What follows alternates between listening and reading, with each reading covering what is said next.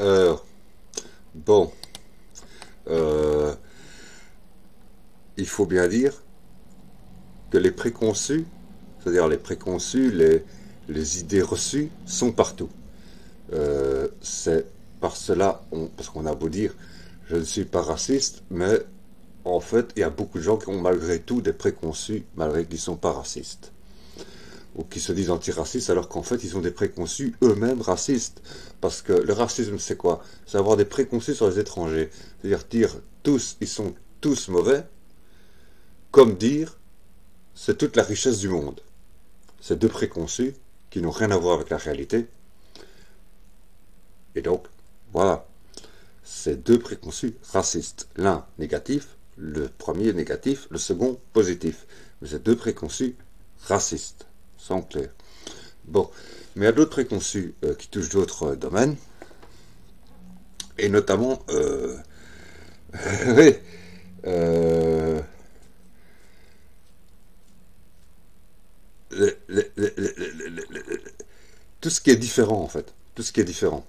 Euh, on estime que parce que tu ne bois pas d'alcool, c'est parce que tu es traité médicalement pour ne pas boire d'alcool. Je ne bois plus d'alcool depuis, enfin régulièrement en tout cas, depuis juin 2013. Je n'ai jamais été traité médicalement pour ne pas boire d'alcool. Je n'ai pas eu besoin de ça, tout simplement. Hein, voilà. J'ai eu une prise de conscience et voilà. Hein. Donc je bois de l'alcool de temps en temps pour m'amuser, quand ça m'amuse. Et en dehors de ça, rarement. Je peux rester 62 jours sans boire d'alcool. Voilà, hein. Ça m'est déjà arrivé dernièrement. Hein, rester 62 jours sans boire d'alcool, bah voilà, c'est pour moi une normalité. Voilà, tout simplement. Hein. Bon. Euh,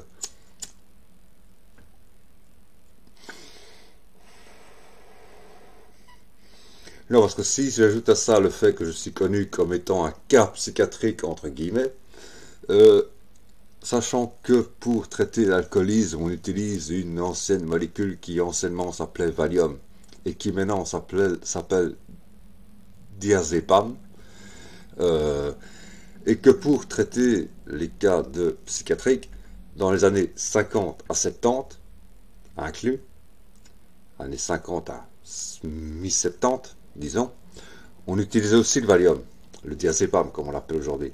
Mais quel Valium? Mais en fait, le Valium n'est pas un médicament, c'est en clair. C'est juste un calmant. En fait, c'est ce qu'on appelle la camisole chimique. Et qu'on ne savait pas comment on les traitait, c'était des agités, comme on disait. Donc il fallait les calmer.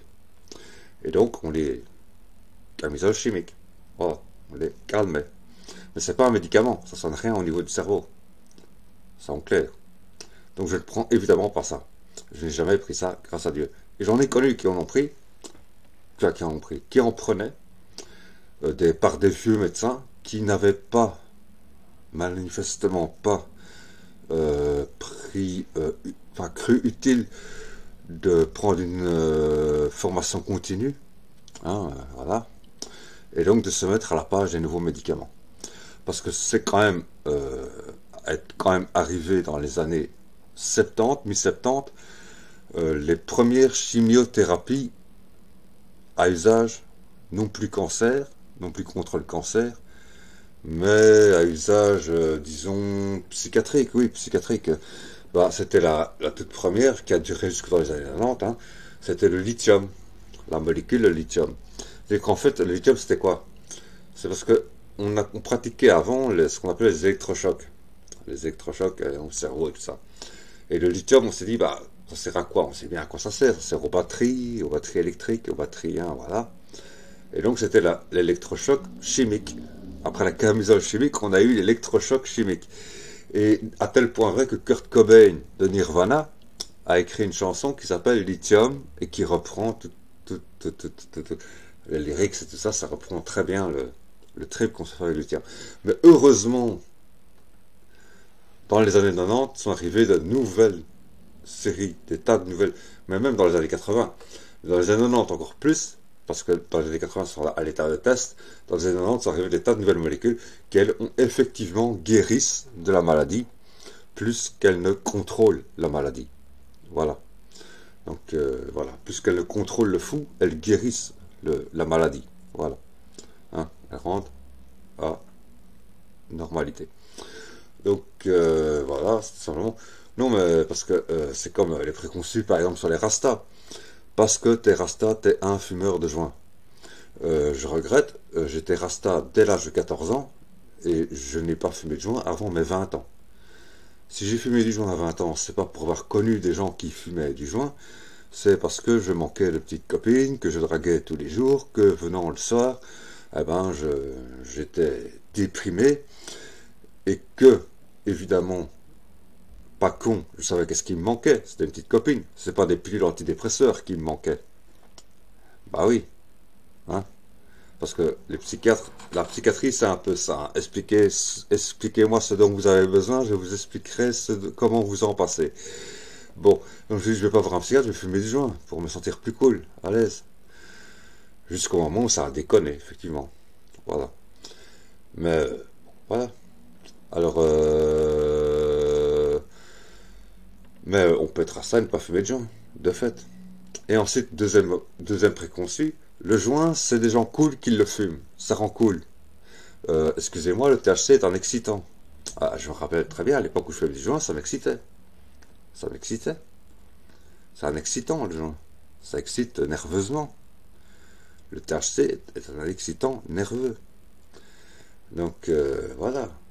Excusez-moi. On n'est pas cool du tout. C'est l'image du Rastaman qui dit yeah man, dans des volutes de fumée, cool la nuit, ouais, tomber du soleil. Tout ça, c'est des images de films. C'est pas la réalité. C'est en clair. Hein, c'est n'importe quoi. Voilà. Donc, encore un préconçu qu'on se fabrique. Hein, vous voyez. Et ensuite dire les gens qui consomment de la drogue, ou en tout cas du joint, sont des gens cool. J'ai connu des gens qui votaient extrême droite et qui sont militants d'extrême droite, ou qui sont proches de l'extrême droite, ou qui votent extrême droite et qui prennent du joint. Bah oui. Et qui fumaient du joint. C'est ce que j'ai connu à l'époque. Alors, bon, s'il te plaît, arrête tes conneries. Hein, voilà. Donc, les préconçus sont partout. Et c'est comme le gars qui vient de la campagne. Le portugais qui venait de la campagne et qui me dit ah, tu souffres de maladie psychiatrique, est-ce que tu prends beaucoup de calmants? Je prends pas de calmants. Excuse-moi.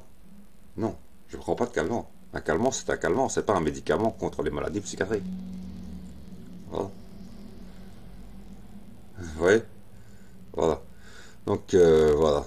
C'est tout. Maintenant, c'est un témoignage parce que, quand même, hein, euh, les préconçus, quand je dis il y a beaucoup de préconçus, tant positifs que négatifs, les préconçus, on ne juge pas sur base de préconçus, mais sur base euh, d'études statistiques de la science.